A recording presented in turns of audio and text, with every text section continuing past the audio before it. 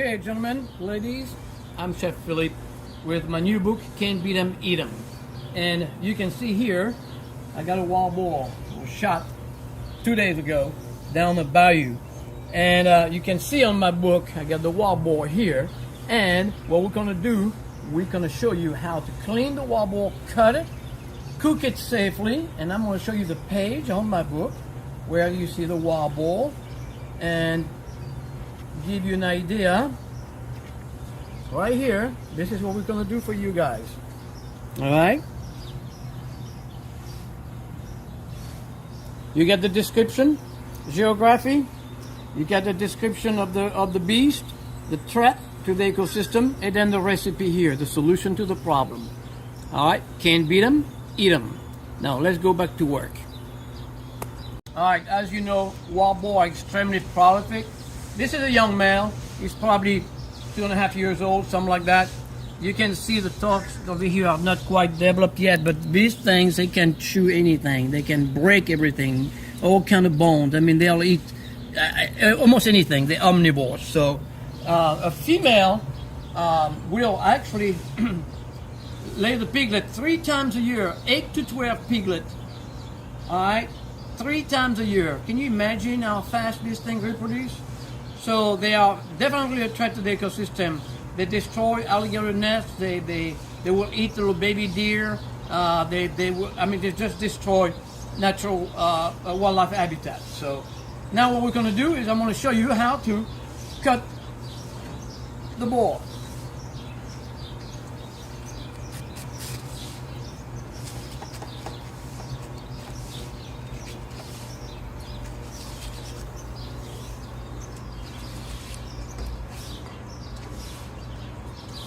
Easy.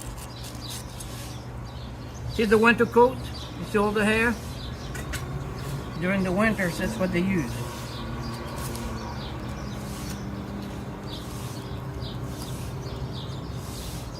You can see how beautiful the meat is already.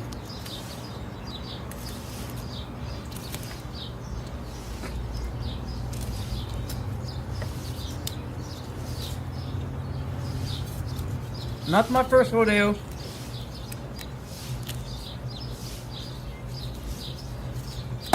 Voila. Now you got the big old leg over here. So now what we're gonna do, I'm gonna show you how to skin this leg and get all the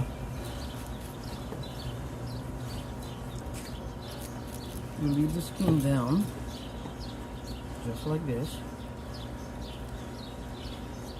Go back there.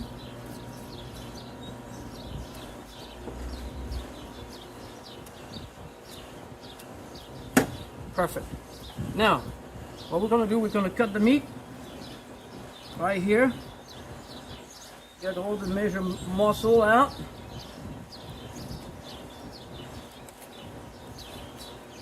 Look at how beautiful that is. And people think that, you know, wild boar is not a good meat. We're going to talk about, when I'm going to do the cooking, we will talk about the safety about having the wild boar meat. See the different group? So what we're doing here, we're taking all the muscle group around the bones and take it out, cut it, and you're gonna have the perfect stew meat. You see that? This is what we have out of one leg. So again, all the meat out.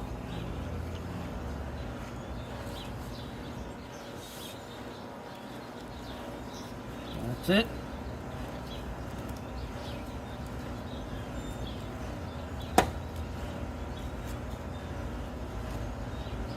Look at how much meat you got out of one hind quarter. All right, and now the finale.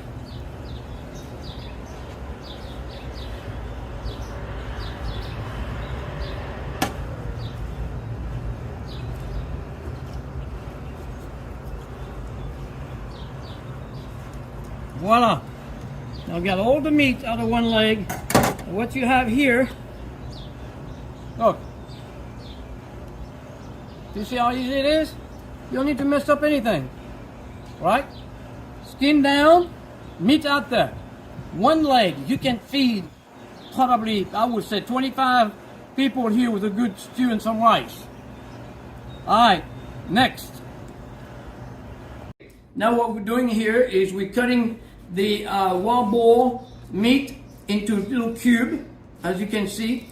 Beautiful meat, alright, very lean, no fat, and I can promise you this is just amazing.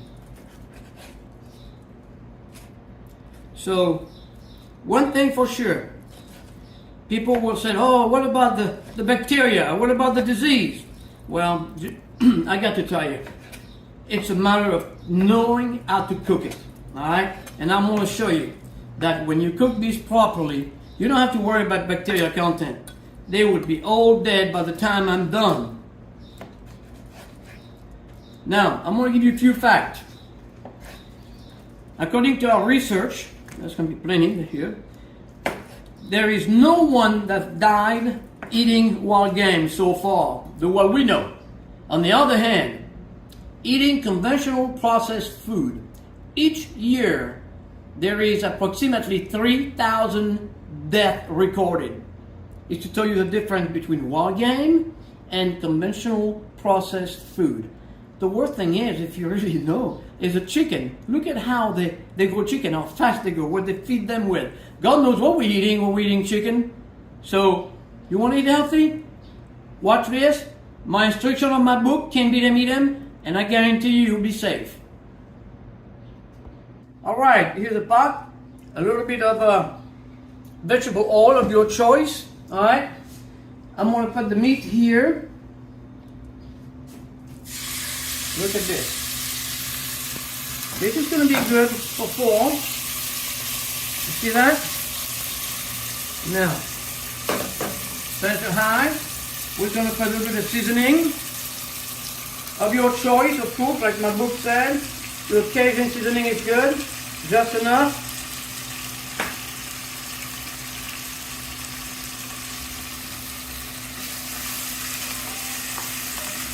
I'll show you how beautiful this is going to turn out to be.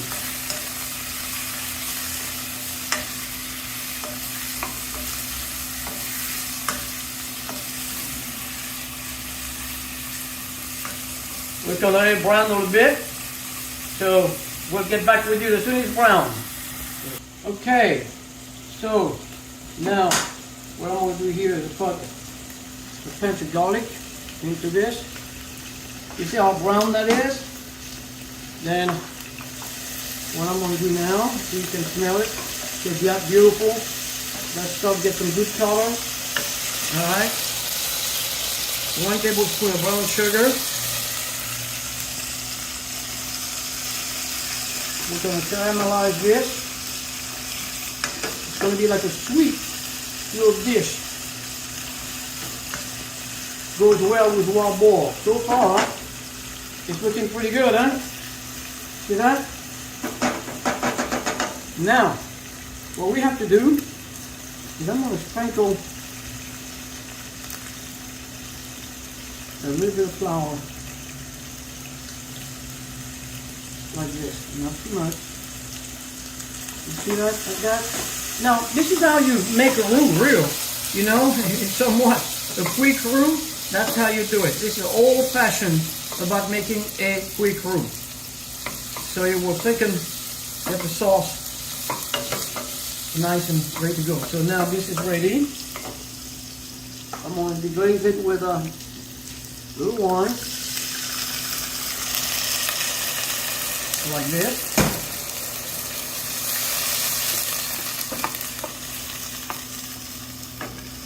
Alright. See that? 1 tablespoon of, actually I'm going to put 2, of blackberry jelly. Now, you can use the Himalaya blackberry, the invasive berry. Now, so it's not a good time of year to have them, but I'll encourage you to do that. And you can see already the sauce. There's the fire.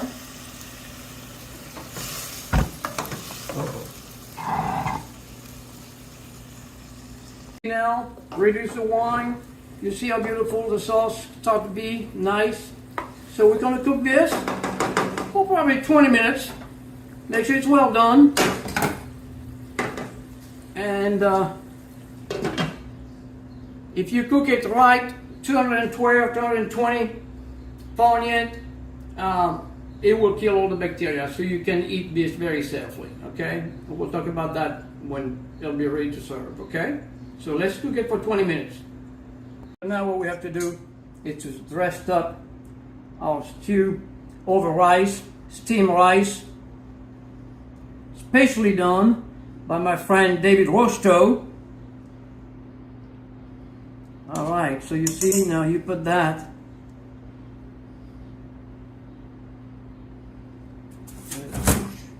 Put some sauce on here.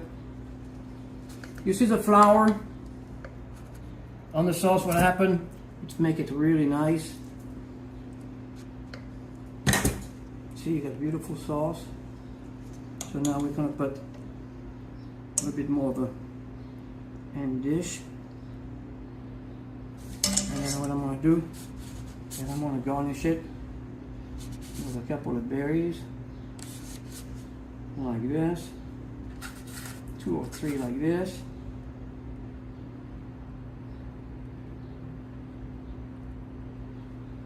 Et voila.